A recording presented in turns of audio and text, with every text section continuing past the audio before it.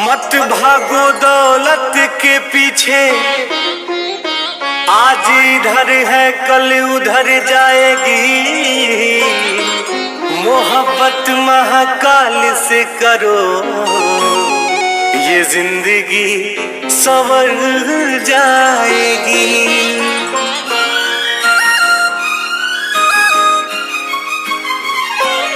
जिसके सर पे तेरा हाथ सदा रहे भोलेनाथ, जिसके सर पे तेरा हाथ सदा रहे भोलेनाथ, उसे दुनिया की ताकत झुकाती नहीं। जिसके सर पे तेरा हाथ सदा रहे भोलेनाथ, उसे दुनिया की ताकत झुकाती नहीं। तू ही कालों का काल है, ओ महाकाल। तेरे भक्तों को मौत भी डराती नहीं। जिसके सर पे तेरा हाथ सदा रहे भोलेनाथ, जिसके सर पे तेरा हाथ सदा रहे भोलेनाथ। biharmasti.in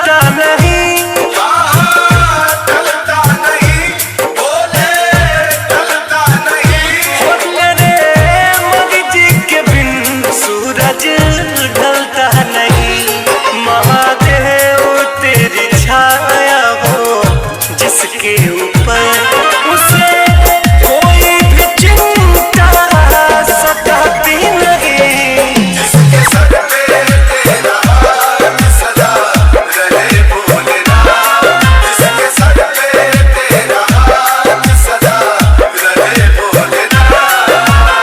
biharmasti.in